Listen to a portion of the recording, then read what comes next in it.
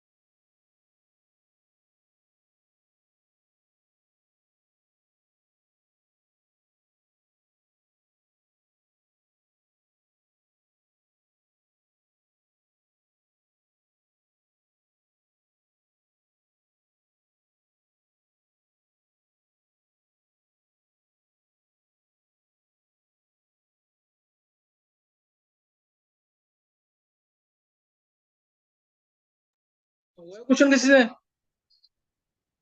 अर्पित? ये sir. Sir हो गया? किया तो है सर। मोलर मास 18 आ रहा है सर। 18 और उसके आगे? सर वो कर रहा था अभी, गलती से मैंने पहले कोई और क्वेश्चन कर दिया था। अच्छा, तो थोड़ा फास्ट कर कर ले। करो ट्राई जल्दी से इसको।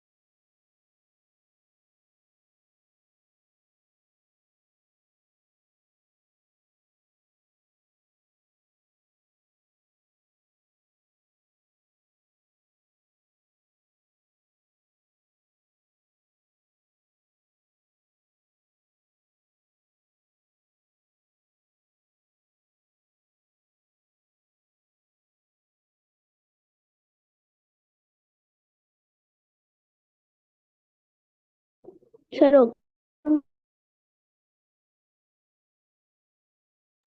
हम कर लिए क्या? Yes sir. चलो देखें, एक बार आंसर देख लेंगे इसका। देखो क्वेश्चन नंबर जो 18th है। डेंसिटी दे रखी है of vapour of a substance at 1 atmosphere and atmosphere pressure and 500 kelvin is 0.36 kg per meter cube। Density दे रखी है ये। Vapour refuses through a small hole at a rate of 1.33 times faster than oxygen under same conditions। तो यहां से data आ गया। R V by vapour refuses faster than oxygen, RO2 under root में आ जाएगा। ये 1.33 दे रखा है, 1.33 को अगर 4/3 लिखते हैं तो अंडर रूट में आ जाएगा 32 divide by molar mass of vapour. तो मोलर मास वेपर का निकालोगे यहां से कितना आ जाएगा? 32 × 9 डिवाइड बाय 4, 16, 18 आ जाएगा। 18 ये सब निकाल लिया ना मोलर मास ऑफ वेपर। ये 18 आ गया मोलर मास ऑफ वेपर, इसमें किसी को कोई डाउट नहीं होना चाहिए। ये एक पार्ट हो गया यहाँ पे, डिटरमाइन मोलिकुलर वेट। फिर मोलर वॉल्यूम निकालना है। मोलर वॉल्यूम डेंसिटी दे रखी है 0.36 kg मास पर मीटर अपॉन क्यूब। हाँ, तो मोलर वॉल्यूम जो होगा, एक मोल का वॉल्यूम 18 अपॉन में कितना आ जाएगा? 0.36 kg पर मीटर क्यूब है। बोलो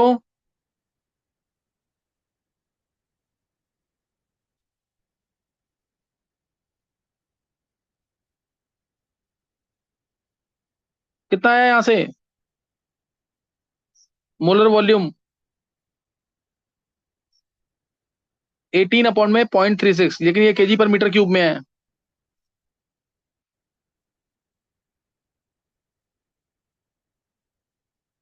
कितना आ जाएगा ये? 18 × 10⁻³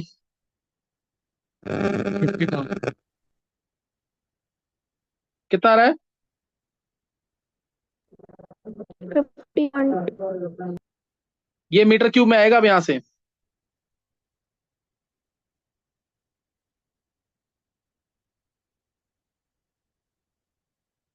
निकाल लोगे इससे मोलर वॉल्यूम?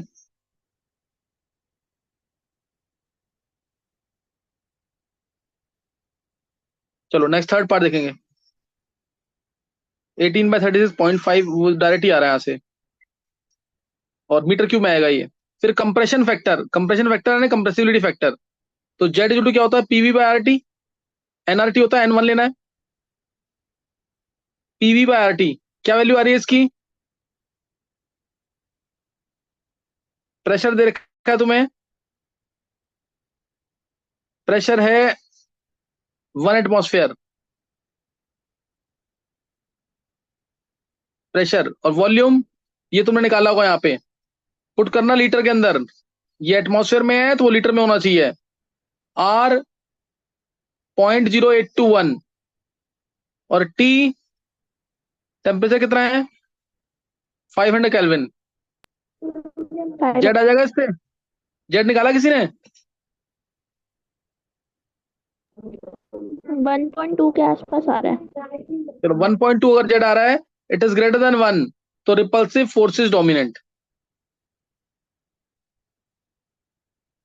रिपल्सिव फोर्सेस क्या होंगे? डोमिनेंट होंगे। लिखा ना कौन से forces, which forces are dominant और रिपल्सिव? रिपल्सिव फोर्स डोमिनेंट है। सर हाँ हाँ। सर हमने मोल 1 क्यों लिया? मोलर वॉल्यूम से निकाल रहे हैं ना ये जो निकाला हमने मोलर वॉल्यूम निकाला है, प्रेशर वॉल्यूम आर टी, तो मोलर वॉल्यूम को डिफाइन करेंगे 1 मोल के लिए। अच्छा हाँ ठीक है सर। उसके बाद नेक्स्ट क्या है?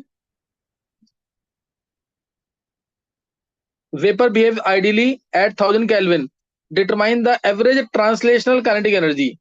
एवरेज काइनेटिक एनर्जी क्या होती है? 3/2 के टी। के की वैल्यू, बोल्ट्जमान कांस्टेंट की वैल्यू 1.38 इंटू 10⁻23, और टेम्परेचर 1000 केल्विन पे इंटू 1000।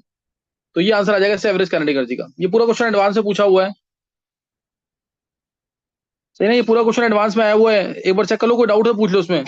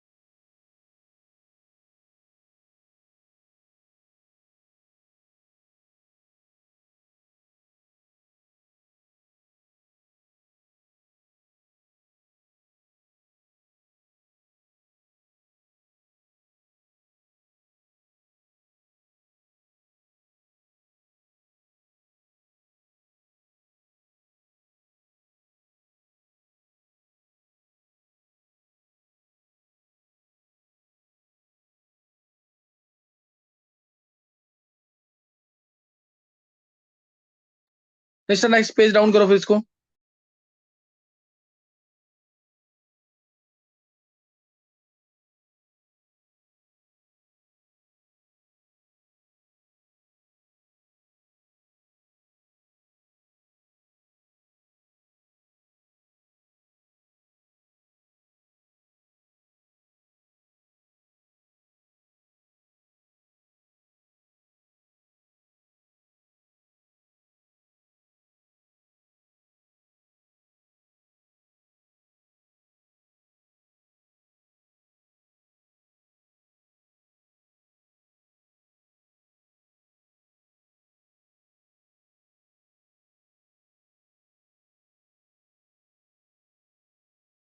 निश्चय रुको एक मिनट, इसमें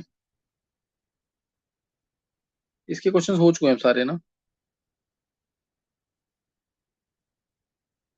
ये हो गया क्वेश्चन, क्या है एक बार देखना जरा, बी पार्ट इसका, 19 का बी पार्ट, ये करवा दिया क्या?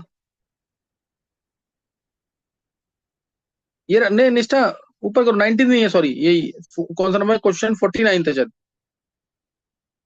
49 का बी पार्ट, ये करवा दिया क्या? No sir. ये कर लेंगे एक बार 49 का बी पार्ट।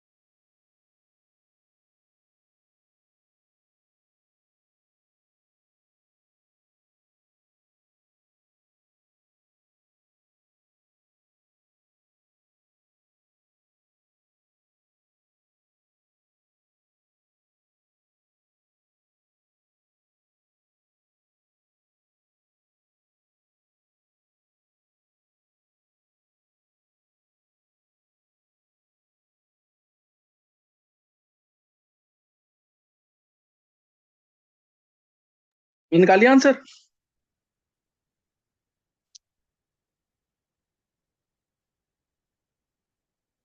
निकाला किसी ने आंसर 49 का बी का?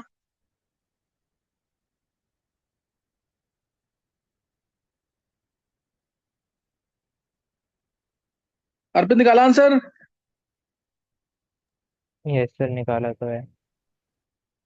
देखो उधर, एवरेज काइनेटिक एनर्जी देखिए गैस मॉलिक्यूल की इतनी है। एवरेज काइनेटिक एनर्जी का फॉर्मूला 3/2 kT। ये है 5.6 इंटू 10⁻21। 3/2 K। K है बोल्ट्जमान कांस्टेंट। T 300। T है 300। तो यहां से K आ जाएगा, यहां से K आ जाएगा। वैल्यू क्या आई है? K निकालिए वैल्यू K की। नहीं चलो निकाल लेना। 1.27 कितनी आई है बोल क्रिश?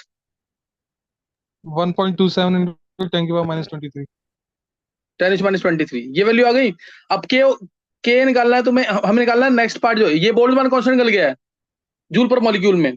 और एक निकालना है तुम्हें R/N0। ये 1.27 इंटू 10⁻23 है।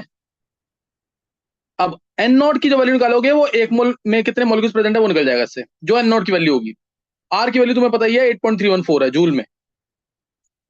जो N0 की आएगी वैल्यू, वो एक मोल में कितने मॉलिक्यूल्स है वो निकल जाएंगे, जो लिखा है ना नेक्स्ट पार्ट।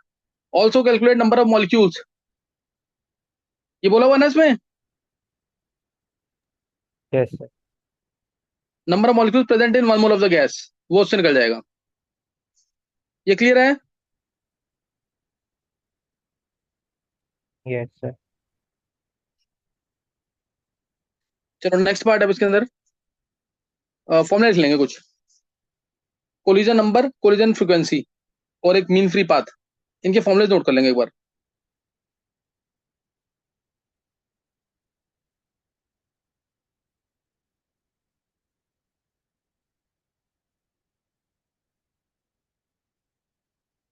देखो फॉर्मूला है पहले कोलिजन नंबर।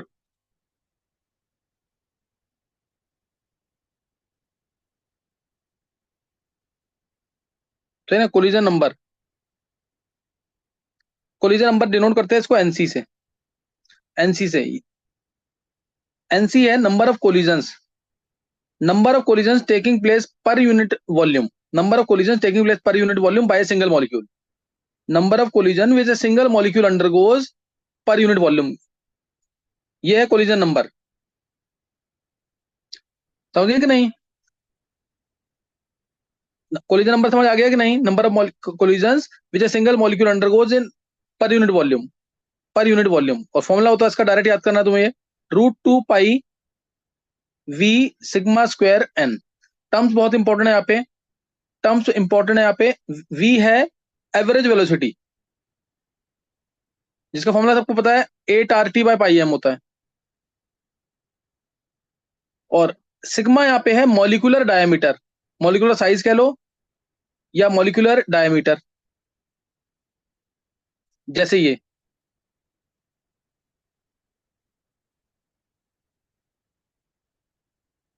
ये सिग्मा है मॉलिक्यूलर डायमीटर। और n सबसे इंपॉर्टेंट टर्म है, नंबर ऑफ मॉलिक्यूल्स पर unit volume. Number of molecules पर यूनिट वॉल्यूम, यानी अगर तुम उसका फॉर्मूला निकालना चाहो तो P/RT होता है। तो N/V जो आएगा P/RT आएगा। ये number of moles per unit volume है, मेरे को नंबर ऑफ मॉलिक्यूल्स चाहिए तो इंटू N0 करूंगा मैं, एक मोल में N0 होता है इसलिए P/N0/RT। तो एनसी का फॉर्मूला अगर तुम चाहो तो ये भी बन सकता है √2 पाई v sigma square P/N0/RT। P/N0/RT ये भी आता फॉर्मूला इसका, सही ना? P/N0/RT ये आ जाएगा। फिर एक टर्म आती है कोलिजन फ्रीक्वेंसी, सेकेंड टर्म आती है कोलिजन फ्रीक्वेंसी।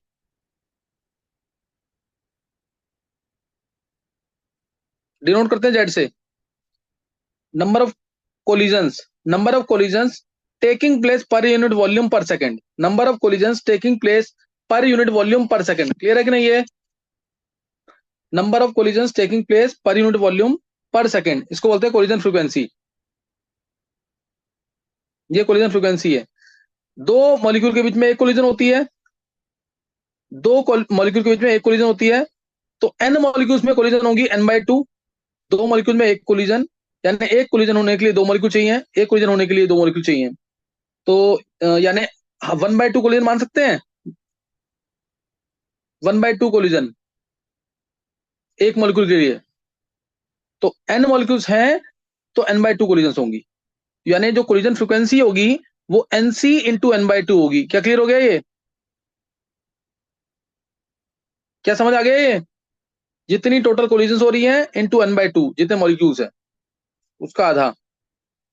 दो मॉलिक्यूल एक कोलिजन, तो एक मॉलिक्यूल आधी कोलिजन, n मॉलिक्यूल्स तो n/2 कोलिजन। तो कोलिजन नंबर से इसको मल्टीप्लाई कर देंगे तो आंसर आ जाएगा, मल्टीप्लाई कर देंगे nc को, ये रहा nc, इसको मल्टीप्लाई करेंगे तो आ जाएगा 1/√2 पाई v sigma square n square. Formula समझ आ गया कि नहीं? है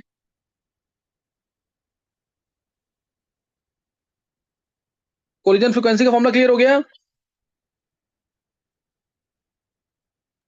यस सर। तो यहां से ध्यान रखना, z जो है प्रोपोर्शनल, क्योंकि n हमें पता है क्या है, n है p n not by R T, p n not by R T, यानी z प्रोपोर्शनल टू आएगा p स्क्वायर। प्रेशर बढ़ेगा, प्रेशर बढ़ेगा तो z बढ़ेगा। अगर प्रेशर मैंने कर दिया 2 टाइम्स तो कोलिजन फ्रीक्वेंसी हो जाएगी 4 टाइम्स। और टेम्परेचर के जो प्रोपोर्शनल आएगा ना वो ऐसे आएगा, क्योंकि t नीचे है, t का स्क्वायर नीचे आएगा, और t की पावर कितना आ जाएगा यहाँ पे, z प्रोपोर्शनल टू, बताओ जरा, बताओ जल्दी से।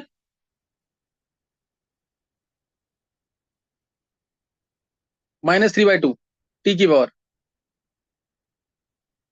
क्योंकि v क्या है, अंडर रूट में t, अंडर रूट टी है, और n में कहा आता है t नीचे, t का स्क्वायर क्या आ जाएगा, नीचे आएगा, t का स्क्वायर नीचे, ऊपर t की पावर हाफ, तो t की पावर -3/2 आएगा कि नहीं?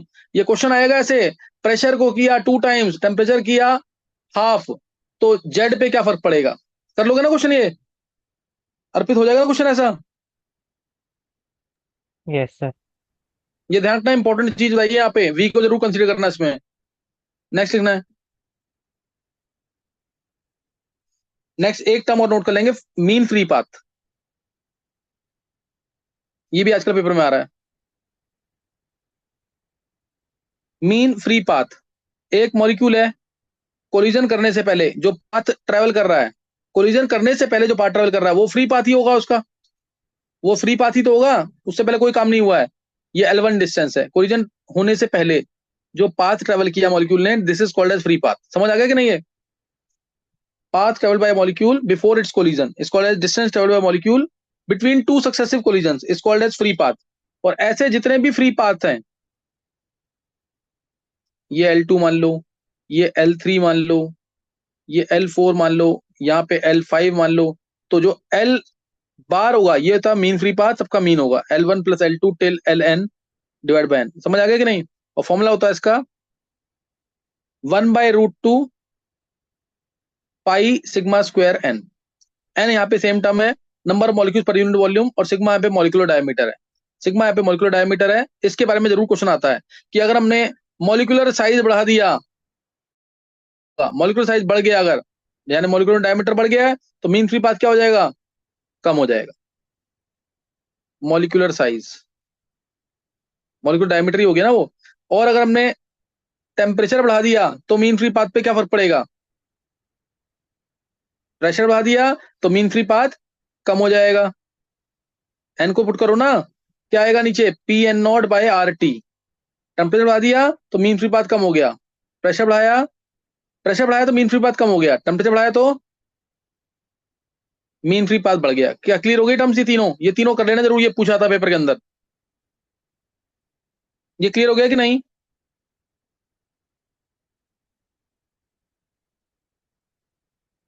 Yes sir. ये टर्म जरूर क्लियर होनी चाहिए।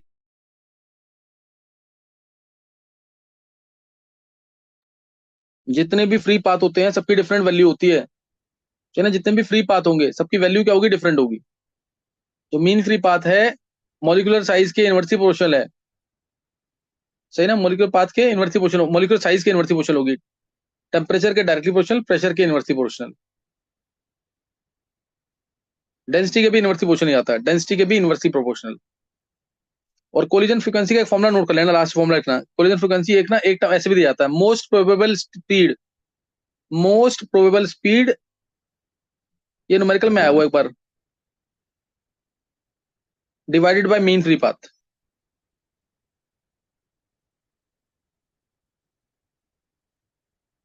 कोलिजन फ्रीक्वेंसी ये यूज होता है काफी, most probable speed by mean free path. Most probable speed क्या होती है, अल्फा, अंडर रूट में 2 RT/m, अल्फा MP, और मीन फ्री पाथ ऊपर निकलवाया सारा मैंने, most probable speed by mean free path, unit से मैच करोगे तो मिल जाएगा। अभी यहीं तक करना है, नेक्स्ट टाइम करेंगे आगे, फॉर्मुले सारे कवर हो चुके हैं इसके अंदर, सही ना, इसके फॉर्मुले फॉर्मुले सारे क्लियर हो चुके हैं, बस थ्योरी वाला पार्ट रह गया, काइनेटिक थ्योरी ऑफ लिक्विड्स, वो एक लास्ट टॉपिक रह गया इसके अंदर, उसका थर्मोडायनामिक्स स्टार्ट होगा।